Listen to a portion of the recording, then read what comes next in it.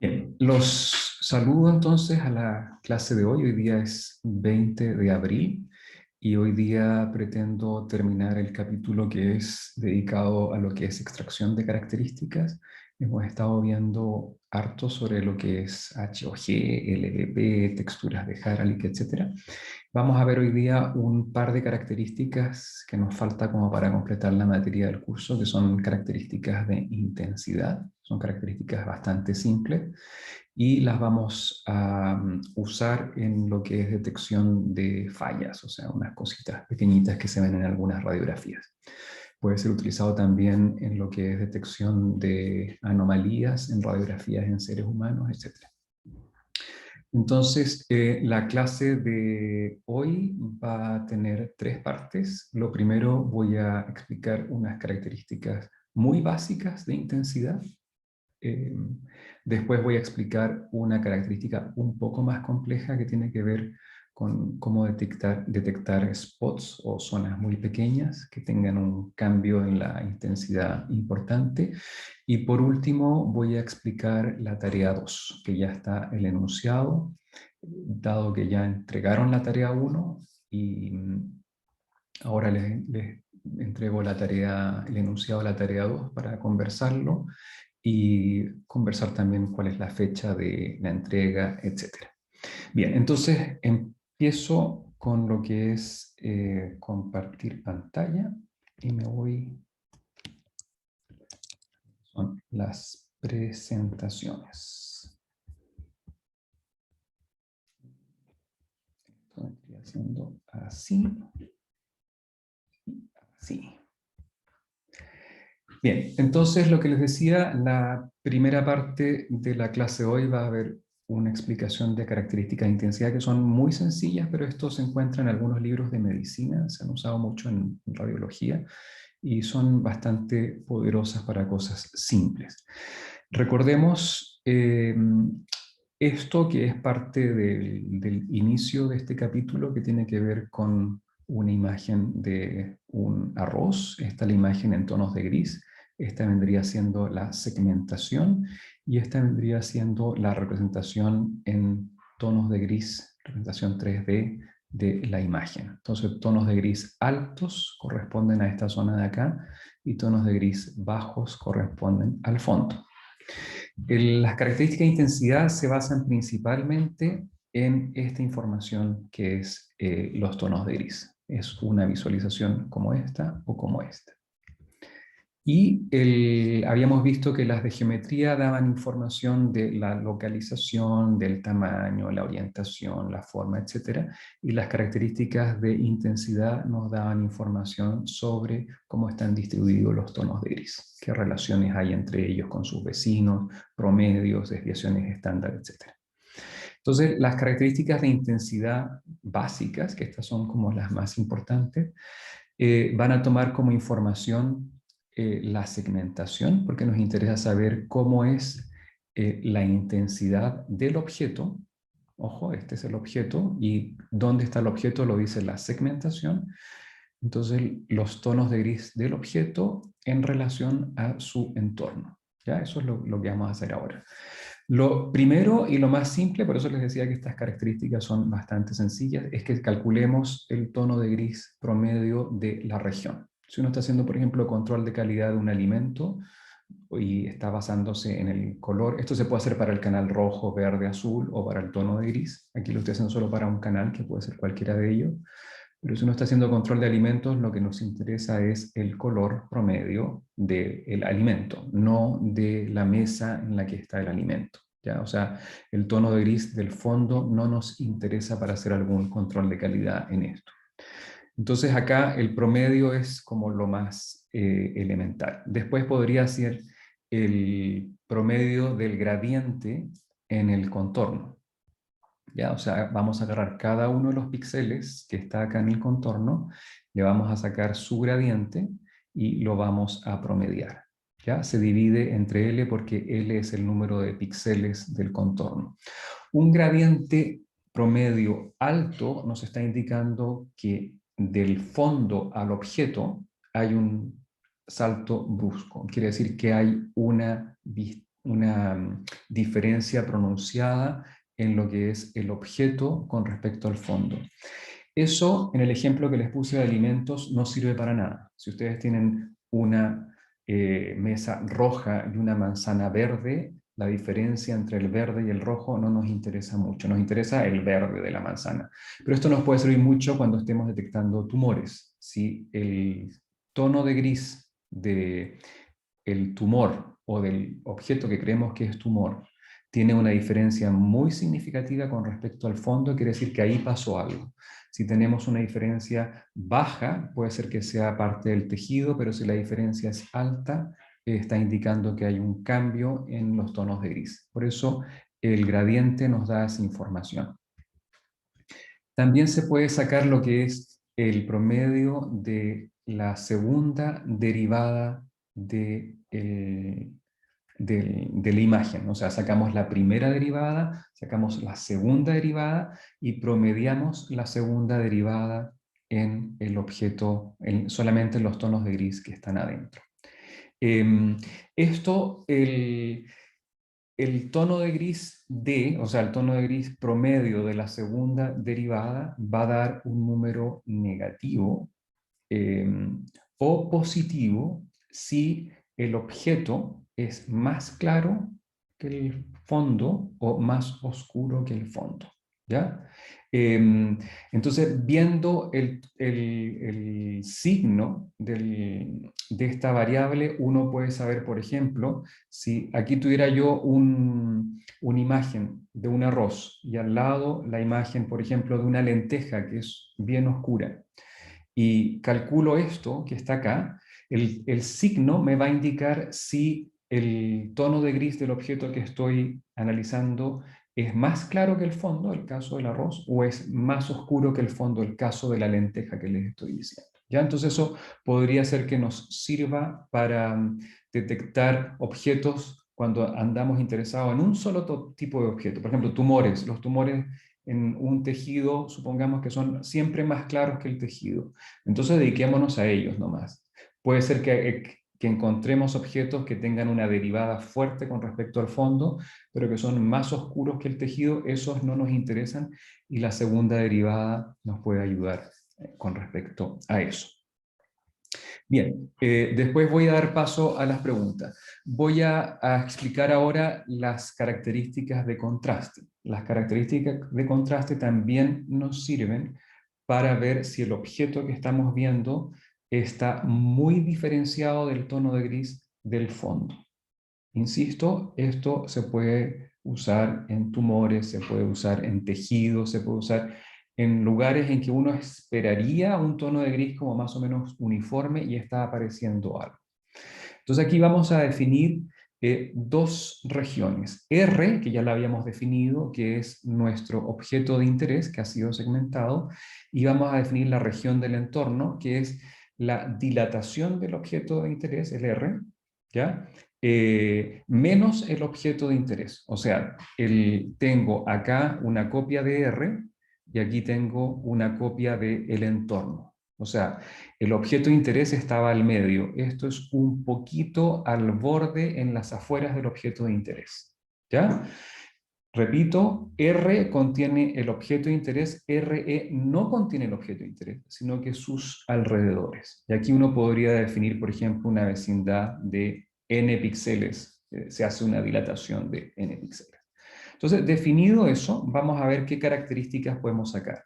Podemos sacar el tono de gris de la región, ese ya lo vimos, y podemos calcular el tono de gris del entorno. Este vendría siendo el promedio de los tonos de gris del entorno dividido por el área del entorno. ¿Ya? Y aquí entonces tengo una diferencia, el objeto con su entorno. Y aquí en un libro de medicina, de radiología, aparece esta definición de contraste. Son tres medidas que son muy parecidas, en el sentido de que están indicando si la diferencia entre la región y el entorno es grande.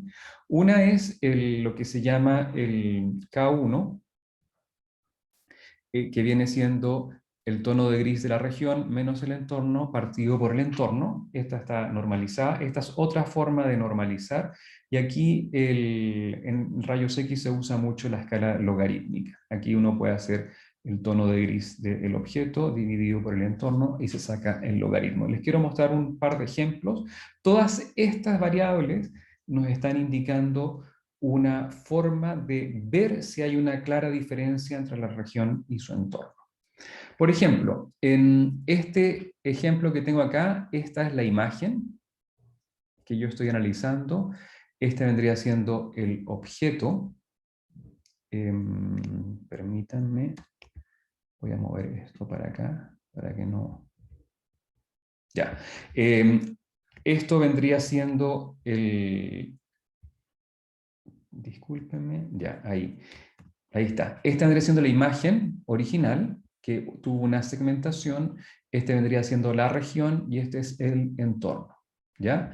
Y aquí vemos que en este ejemplo, el K1 me da 0,85, el K2 me da 0,30 y el K3 me da 0,62. ¿Ya? Son valores que estoy obteniendo en este ejemplo. Vamos a ver ahora un ejemplo en el que hay ruido nomás, no hay región, pero hubo una segmentación. Esta me la inventé y la segmentación podría ser esto que está acá. Tengo mi región y tengo mi entorno. Entonces vamos a ver cómo estos valores de acá aparecen en este segundo ejemplo. El K1 me da 0,051, el K2 0,025 y el otro también me da 0,051. Si se dan cuenta, la diferencia entre el primer ejemplo y el segundo es bastante significativo usando este tipo de características en que están midiendo el contraste de un objeto segmentado con su entorno. Entonces ahí ustedes tienen un claro ejemplo de qué variables se pueden emplear. Ahora sí doy paso a las preguntas. Alguien había levantado la mano, sí. Sí, yo Bernardo. levanté eso. Dos preguntas. Lo primero, antes, cuando sacábamos el promedio de la segunda derivada, era para ver Bernardo si no era... está... Ya. Entonces, ¿otra pregunta? ¿Alguien que tenga alguna pregunta que quiera hacer? ¿Aló? ¿No se escucha? Yo lo ¿No? escucho. ¿Sí se escucha? Si no Domingo, está hay hablando. preguntas, entonces paso al siguiente, ¿Profe? al siguiente ejemplo. Eh, no nos escucha. Ah, tengo un problema. Gracias. ¿Ahí los escucho? ¿Aló? Hola. ¿Ahora me escucha? Sí, ahora sí, gracias. Gracias Ya. por el chat. Estaba con el volumen abajo. Ya, perdón. Bernardo, ¿quieres Sí, levantar, quieres preguntar algo? Sí, sí. dime. Antes, cuando hablamos de del promedio de la segunda derivada, Ujú. para ver si era más claro, usted dijo que negativo significaba algo y positivo significaba lo otro, o nos podría dar como cualquier cosa. A ver, espérate. Te puedo espérate un cachito. Vamos a hacer acá algún tipo de explicación. Mira, voy a tratar de hacerlo. Esto generalmente se hace en la pizarra, pero vamos a agarrar solamente la línea horizontal de la imagen del arroz, una línea horizontal en la mitad. Entonces tu tono de gris te quedó así. ¿Ok? Ya. Después, si tú haces la derivada de esta, te va a quedar aquí algo así. Después, espérate, esta es la derivada. Después llega a 0 y después se va para abajo. ¿Ya? La primera derivada te queda algo como esto. ¿Sí? Ujú. Ya. Y este máximo que está acá corresponde a este máximo que está acá corresponde como a este punto que está acá, que es la derivada máxima, y este máximo que está acá, este mínimo que está acá es hacia abajo. Ya, esto sería entonces f, y este vendría siendo f'. Ya, ahora vamos con la segunda derivada. Y la segunda derivada te queda, que es derivar esta, te queda algo así.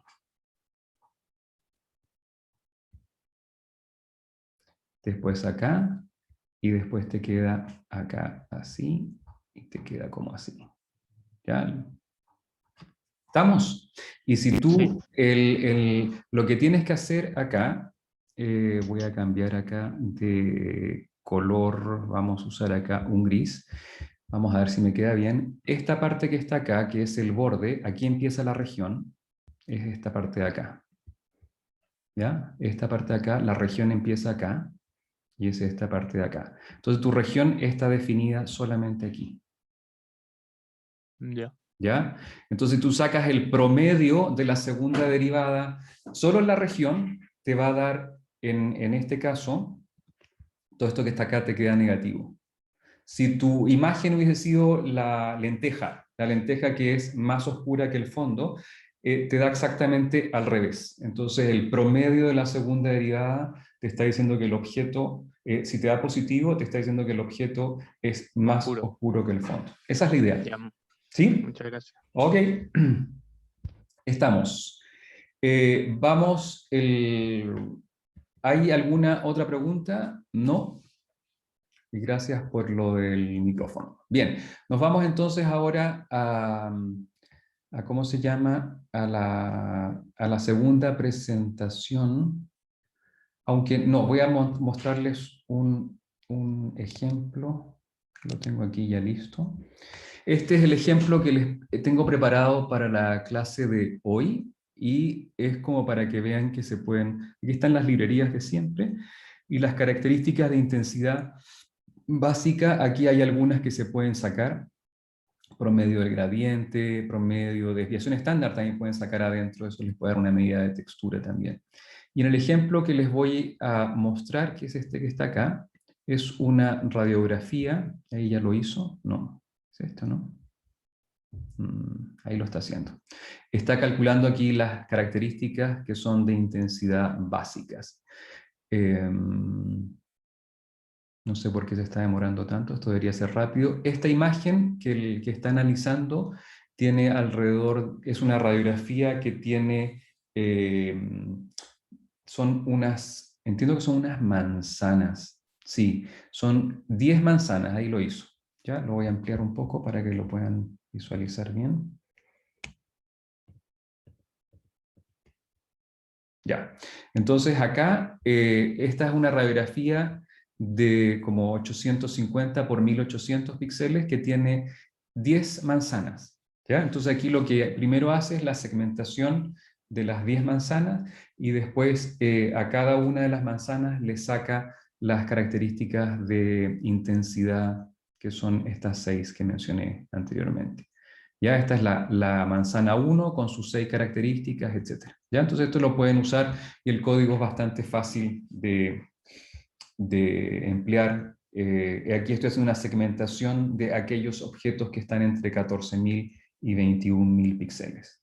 ¿Eso por qué? Con eso solamente analizo los objetos de ese tamaño, que son las manzanas que están ahí. Y con eso ustedes pueden sacar información de alguna de ellas. Podrían hacer, por ejemplo, control de calidad también, si es que una tiene un tono de gris distinto. Hay mucho interés en hacer control de calidad, por ejemplo, de las paltas, a ver si las paltas por dentro están bien. Muchas veces las paltas tienen una maduración que no es homogénea, entonces con la radiografía se cree que se podría hacer algún tipo de control de calidad con eso, siempre y cuando la radiación sea baja. Bien, me voy entonces ahora a la segunda parte de la clase de hoy día, que es otro método que desarrollamos en la universidad, que es para lo que les decía, para detectar como objetos pequeños, que son como unos defectos que a veces aparecen. Esto tiene que ver con la industria del automóvil y son radiografías de llantas de auto, un tema con el cual he trabajado bastante. Y aquí lo que se hace es que la llanta del automóvil se le toma radiografías desde distintos puntos de vista porque la idea es detectar si adentro hay alguna fisura o hay alguna burbuja. Estas son llantas de aleación de aluminio y si hubiese alguna de estas anomalías, puede producir un accidente, puede romperse la llanta en pleno funcionamiento, y ahí el control de calidad es bastante riguroso para poder detectar este tipo de cosas. La idea entonces es que con un equipo de rayos X uno pueda emitir rayos X y tomar una radiografía de este objeto en distintas posiciones, ¿ya? Y los defectos que ocurren son muy pequeños, a veces son de 2 o 3 milímetros, entonces la detección no es trivial. Aquí, por ejemplo, yo no sé si ustedes logran ver un defecto pequeño que tiene, esta vendría siendo como los rayos que tiene la llanta. Aquí vienen seguramente los pernos, etc. Aquí les hago una representación distinta de color para que ustedes vean dónde hay un defecto que es sumamente pequeño. Aquí estamos viéndolo en 3D, y ahí ven ustedes un defecto que es muy pequeñito, que como tono de gris se diferencia muy poco del resto. ¿Ya? Es una falla además que está justo al lado de una estructura que es sumamente complicada de detectar. Y ven claramente que el defecto es justo acá donde tengo el puntero. ¿Ya? Ahí lo están viendo. Es muy pequeñito y en términos de píxeles también son muy pocos. Bien, en el trabajo que se le llama CLP, es un feature que es Crossing Line Profiles. La idea entonces es que nosotros mediante una técnica de detección de bordes, logremos sacar todos los bordes de la imagen tiene mucho ruido, y a partir de algoritmos de búsqueda de zonas de la imagen que tenga bordes por todas partes, podamos hacer un análisis de cada una de estas regiones que tenga sus bordes. ¿Ya? Entonces aquí les voy a mostrar un ejemplo de esta misma radiografía. Esta vendría siendo la representación 3D en tonos de gris, y ahí ustedes ven claramente el defecto. Si yo le hago un detector de bordes usando el algoritmo LOG, que calcula dónde los gradientes son máximos a partir de una segunda derivada, a ver el cruce por cero, ese es el algoritmo LOG, ustedes pueden ver que los puntos rojos acá han sido marcados donde hay algún gradiente significativo. ¿Ya? Ojo que hay mucho ruido y aquí también se gatillan algunos gradientes. Los gradientes más grandes, como este que está acá, se van a dilatar, y con eso vamos a obtener una imagen en que mi defecto que estaba acá ahora sí fue cerrado por los bordes. ¿Ya? Observen que en la imagen anterior, el borde que estaba acá es un borde solamente, y yo no he logrado con este método encerrar el defecto con bordes, sino que lo logro solamente cuando dilato el gradiente. Ahí sí quedó completamente atrapado. ¿Y por qué digo esto? Porque yo ahora en el algoritmo voy a ir viendo región por región que está encerrada por bordes, y a cada una de ellas les voy a aplicar técnicas de extracción de contraste. O sea, cómo es el tono de gris de el objeto que está encerrado por borde con respecto a su entorno. ¿Ya? Y aquellos que tienen una diferencia grande pueden ser detectados como defectos. ¿Ya? Algunos ejemplos, aquí ustedes ven un defecto muy pequeño que a la hora de hacer la detección por bordes aparece encerrado. Aquí es otro defecto muy pequeño que aparece también encerrado, etc. Aquí pueden ver que hay un objeto, este no logró encerrarse adecuadamente. Bien, ¿qué es lo que se hace con esto? Lo que se hace con esto es que yo tengo, en cada una de estas regiones yo voy a extraer una característica, ¿ya? Y la idea es la siguiente. Yo tengo, por ejemplo, para esta región, pero insisto, esto lo tengo que hacer para todas las regiones. Para esta región yo voy a analizar acá un perfil de imagen, por ejemplo, el vertical. ¿Ya? Agarro el objeto que ha sido encerrado por los bordes, le saco una cajita, una ventanita que sea un poquito más grande de lo que encontró, y le tiro la línea vertical, Y este que está acá es el perfil de la línea vertical. Ojo, empieza acá un tono de gris mediano, sube porque es claro y de aquí baja. Esta falla es muy difícil de detectar porque tiene una zona negra por acá. Entonces, cuando uno hace técnicas de contraste, uno podría ver que se nos está metiendo una zona negra que podría influir mucho en la región. Entonces, aquí lo que estamos haciendo es tratando de buscar el mejor perfil que logre describir bien esta falla y que no tenga esta zona negra. Ya les voy a explicar cómo. Una posibilidad es entonces que yo, esta zona de acá, yo le calcule una rampa y a esa rampa le resto esto y me va a quedar esta nueva información. Y después, a partir de eso, yo tengo lo mismo, pero para la parte horizontal. ¿Ya? Calculo el perfil horizontal y le quito la rampa y tengo estas dos. Y a partir de estas dos señales, yo podría sacar features, o sea, las concateno y le saco la desviación estándar, etc. Esa podría ser una forma fácil de ver si tengo una desviación estándar grande, quiere decir que está pasando algo, y si no, no está pasando tanto. Nosotros mejoramos este método y le hicimos esto que fuera más adaptivo, o sea, que tengo acá la misma región y acá en esta que está acá, yo le voy a tirar el perfil vertical, voy a hacerlo para 22.5 grados, para 45, y así tiro los 8 perfiles en todas las direcciones, y voy a ver cómo se comporta la distancia entre el inicio y el final, y voy a medir esta D que está acá, y esto lo hago para todas las regiones. Y me doy cuenta que una de ellas tiene una distancia D entre el inicio y el final muy pequeña. Y me quedo solo con esta. Y esta es el perfil que, atención, coincide un poquito, es una línea paralela al contorno. ¿Ya? Entonces aquí estoy analizando solamente la falla y su región que tiene la región de no falla, y no está metida la parte de la estructura de la rueda. ¿Ya? Y con eso yo me puedo quedar solamente con ese perfil, y a este yo le puedo sacar características como desviación estándar, mínimo, máximo, o incluso le puedo hacer la transformada de Fourier acá para ver cómo se comporta esta señal. Y estas características se han demostrado que son muy potentes a la hora de hacer el reconocimiento de fallas. O sea, tengo cada una de ellas, yo le tiro los 8 perfiles, busco aquella que el inicio y el final sean semejantes, y esa señal que está acá yo la analizo, y la analizo extrayéndole características sumamente simples.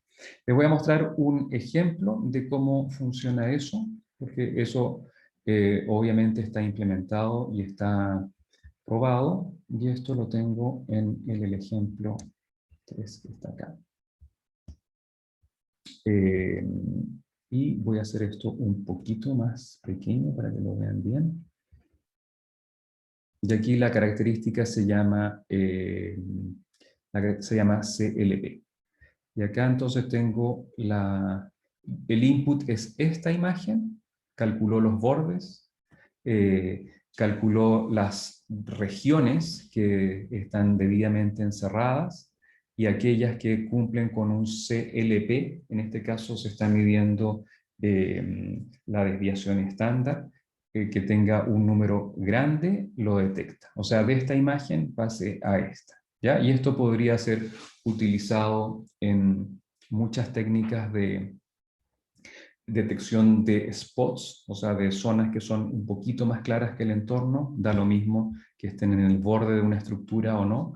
Podría ser también en zonas de tumores que se podría detectar esto, y tiene un desempeño bastante bueno. Doy paso a las preguntas, y ahora que tengo el micrófono con el parlante con volumen, los voy a poder escuchar. Antonia, tú tenías la mano levantada. Eh, que sí, no me quedó tan claro cómo era que pasaba de la parte de edges donde habían todos esos marcados a la de potential defects que sale a la derecha. Ese Eh, paso. De aquí a acá, Sí, esa. ya. De aquí a acá, lo que se hace es que tú puedes tener como un preanálisis. O sea, tú tienes las regiones que están completamente encerradas y las regiones que están completamente encerradas, tú le haces un previo análisis como de contraste, por ejemplo. Aquellas que tienen un contraste más o menos como que clasifican para ser analizadas con el CLP. Y ahí entonces le haces después un ajuste más fino. Pero ¿acaso no puede haber una fisura que no quede encerrada, que sea como más alargada y Y quizás se... claro, si esto no es perfecto. Y este está orientado principalmente a burbujas, no fisuras. Fisuras este no te lo detecta. Ah, ya. Y si por acá, si este gradiente que se agranda, no se agranda lo suficiente, lo que va a ocurrir es que se te va a escapar y la región te queda. Aquí creo que hay un ejemplo que está acá. Espérate. En este que está acá, y lo voy a hacer más grande para que lo puedas ver. Aquí falla el método. Espérate. Déjame ver. Sí, lo voy a hacer acá para que lo puedas ver bien. ¿Ves acá? Aquí se está escapando. Y ahí falló. Este método ahí no lo encuentra para nada. Pero lo que muchas veces se emplea es que son varias vistas y si logras detectarla en 3 de ellas, tú dices, ok, aquí está pasando algo. Así que no es tan grave que en una de ellas no la hayas detectado. ¿Sí ahí te queda más claro, Antonio? Sí, sí, eso. Muchas Ok. gracias. Matías. Sí, profe, hola. En la diapositiva donde mostraba los 8 perfiles que le saca a la imagen, usted, ahí me perdí un poco, comentó que se quedaba con la que minimizaba la distancia, la diferencia en el fondo entre el extremo izquierdo y el extremo derecho del perfil. Sí. La idea es la siguiente. Imagínate que sacas los 8 perfiles, Ujú. ¿ya? Y te quedas con aquel perfil en que el inicio, el tono de gris del inicio es muy parecido al tono de gris del final. Ese te lo da en este caso el que está acá, El 5, sí. ¿ya? Entonces ahí tú puedes, este que está acá. Aquí tú ves que la distancia entre el inicio y el final es el mínimo.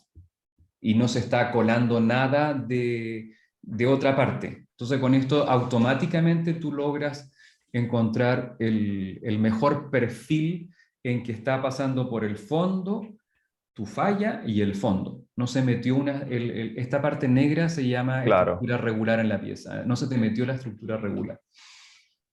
Ujú. ¿Ok? Entiendo. Y después, un umbral para una desviación estándar que puso un posible defecto, ¿cuánto sería, por ejemplo? Ese dato no lo sé, porque lo tienes que hacer con... Esto se hace con técnicas de que tú tienes un montón de objetos que no son fallas y objetos que sí son fallas y hay un training. O sea, tú le pasas, sacas, extraes la característica y el clasificador es el que analiza eso.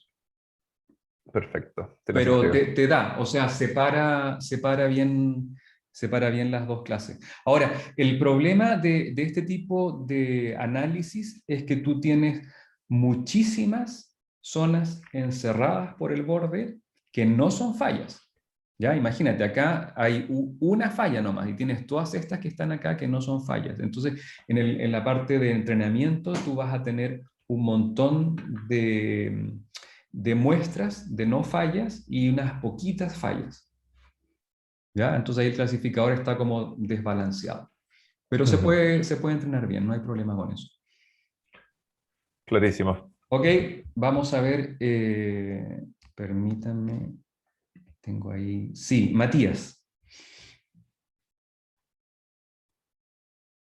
Disculpa, era yo, me había bajado la Ya, mano. ya, perdón, Diego. Sí, cuando estoy detectando las cosas que podrían ser fallas, y lo hago con la detección de bordes, em, le, le pido como un rango de área que esté encerrado, porque, Sí, por ejemplo, en esta misma pantalla, sí, eh, esa es una muy buena observación. Espérate que te voy a mostrar un ejemplo. Ya, por ejemplo, si obviamente acá en esta parte que está acá, aquí esto no es una falla, ¿ya? Claro. Pero el detector de bordes debería detectarlo, y si tú le haces el CLP, te va a agarrar esto por acá y va a calcular que aquí tienes un tono de gris bajo, después sube, y el CLP tendría que detectarlo. O sea, si no detecta esto, quiere decir que es una característica muy mala. Pero aquí la filtras por el área, porque tú dices, no voy a tener defectos tan grandes. Lo cual es peligroso. O sea, en una de esas, imagínate que hay una falla en la construcción y que hay un agujero enorme por acá. ¿Ya? Imagínate que hay un agujero enorme por acá y yo estoy diciendo, no, no hay agujeros tan grandes, entonces ahí el método está fallando. Algo que se usa para contrarrestar eso es que tú busques, o sea, que tú cuando analices una de las llantas, tú sepas qué tipo de llanta es. Entonces tú sabes que en esta primera imagen que estás tomando, en esta posición, con este ángulo, todas estas zonas que están, por ejemplo, acá, estas no son fallas. Entonces tú dices, bueno, aquí no busques nada. ¿Te das cuenta? Y le entregas tu información a priori. Eso es lo que se hace hoy día en la industria. En la industria no se deja esto tan automático, sino que tiene que haber un proceso previo en que le dice al algoritmo, tú buscas solo aquí. ¿Ya? Y ahí no se te va a pasar un agujero grande en esta zona. No sé si se entiende la idea. Sí, sí, ¿Sí? gracias. Bien, si no hay más preguntas, me gustaría pasar entonces a explicarles lo que es la tarea 2. ¿Ya? La tarea 2 creo que la tengo por acá.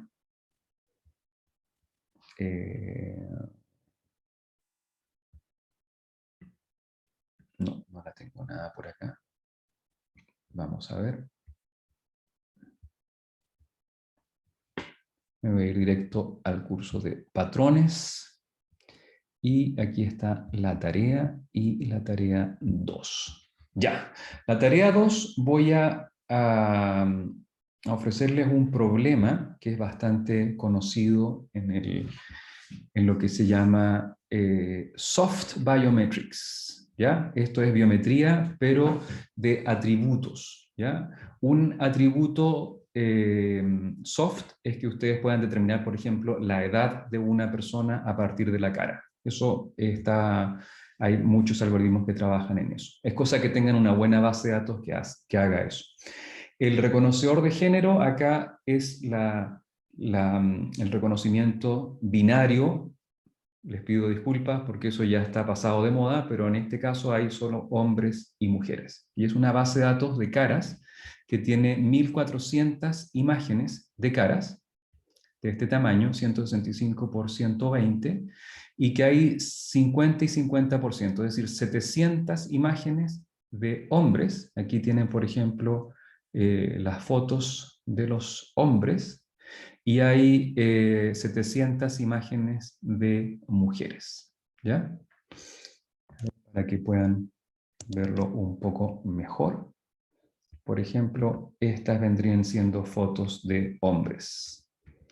Y después vienen las fotos de las mujeres, ¿ya? Son 700 hombres, 700 fotos de hombres. Aquí vienen las fotos de las mujeres, ¿ya? Para que tengan una idea.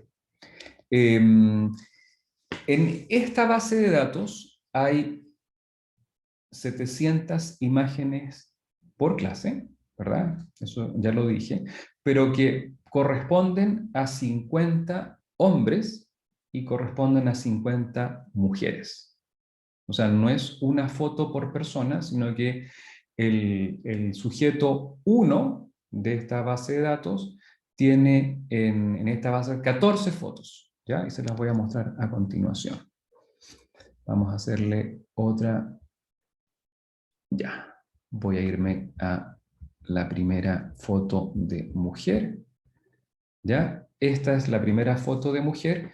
Y entonces esta mujer tiene una foto, 2, 3, 4, 5, 6, 7, 8, 9, 10, 11, 12, 13, 14. Y ahora viene la segunda mujer, que también tiene sus 14 fotos. ¿Ya? Y se dan cuenta que tienen distintas expresiones y distintas iluminaciones. ¿Ok? Entonces tengo 50 hombres y 50 mujeres, y a cada uno de ellos se le sacó 14 fotos. ¿Ya? Y aquí hay aquí están las 50 personas. Esta es la primera foto de las 14 de cada individuo. Y aquí están las mujeres. ¿Ya? La base de datos se encuentra en este link, la pueden bajar, y este es el formato del nombre de la imagen, face 00X, X es 1 para hombres y 2 para mujeres, y NNN es el número que va de la imagen por clase, va del 1 al 700.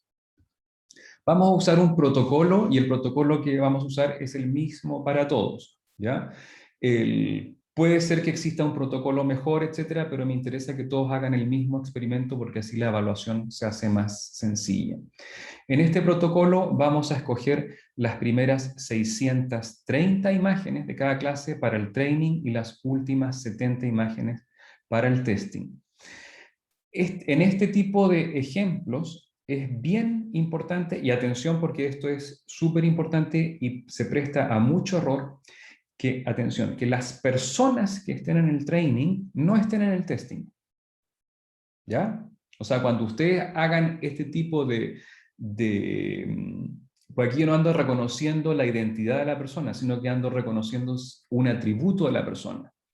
Si yo tengo el caso contrario, y se los digo porque me ha pasado, que en el training yo tengo personas, y esas personas también están en el testing, el algoritmo lo que va a aprender es cómo es esa persona, y va a decir, ok, este que es Juanito, este es hombre. Y después le va a aparecer Juanito en el testing y va a decir, ah, este ya sé quién es, y le va a decir que es hombre. No está generalizando bien. Lo interesante sería que en el set de hombres estén Juanito, Pepito, Pablito, y que en el testing esté Gonzalo, por ejemplo, y que Gonzalo no estuvo en el training. ¿Ya? Eso es bien importante en este tipo de ejercicio. Como dato que es frustrante, si estuvieran todos mezclados, o sea, si Gonzalo está en el training y en el testing, Pedro también está en el training y en el testing, el clasificador que ustedes hagan probablemente va a sacar como 95% de accuracy. Pero eso es porque ha aprendido características específicas de una persona, y entonces sabe que esa persona es hombre, y al final cuando le aparezca a esa persona va a decir, esta persona es hombre. Cuando se usan subconjuntos disjuntos, quiere decir que las personas no están en el training y en el testing, sino que están o en el training o en el testing, muchas veces esa accuracy baja, y puede bajar a 70%. ¿Ya? Así que no se frustren si acá los índices de la accuracy les da bajos, es un problema que es difícil. Y es difícil porque es el problema real. Estoy entrenando con algunas personas y probando con otras personas, ¿ya? Y ahí uno puede decir que generaliza bien.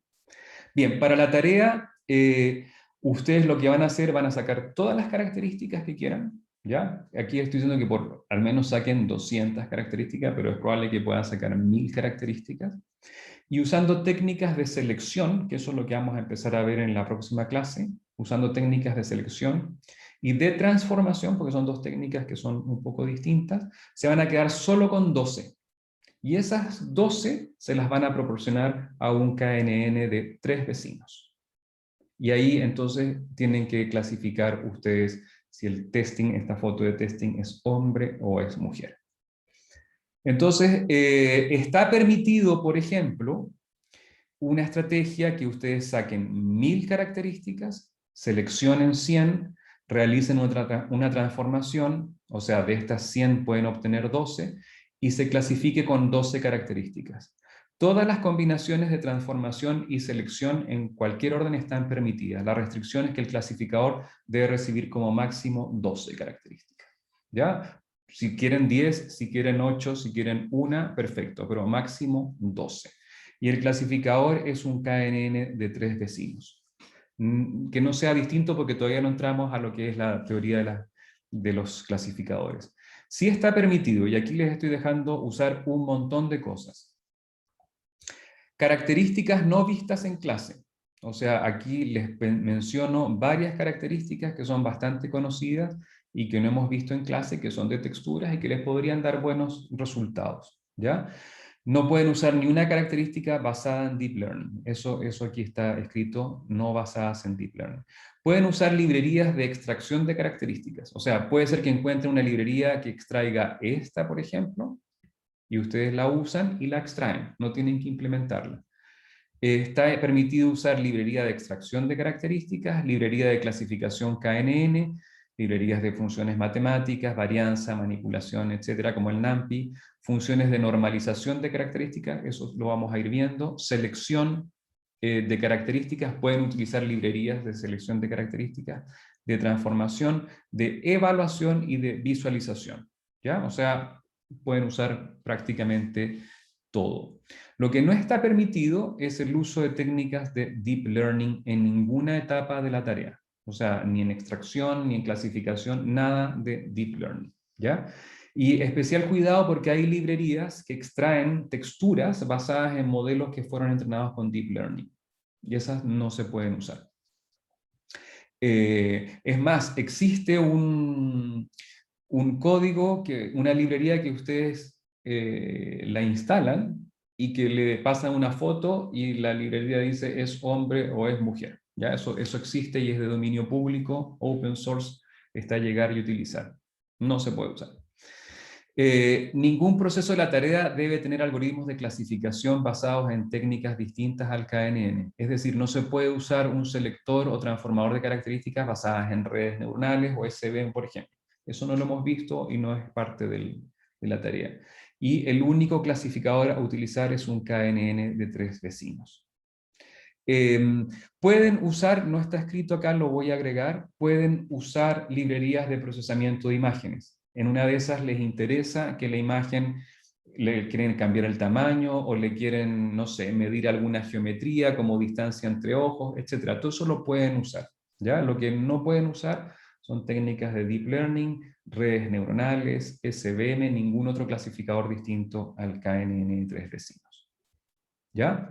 Lo que sí me interesa, y aquí esto quiero que nos pongamos bien de acuerdo, lo que usen, y aquí tienen que ser bien honestos con ustedes mismos, lo que usen que lo entiendan.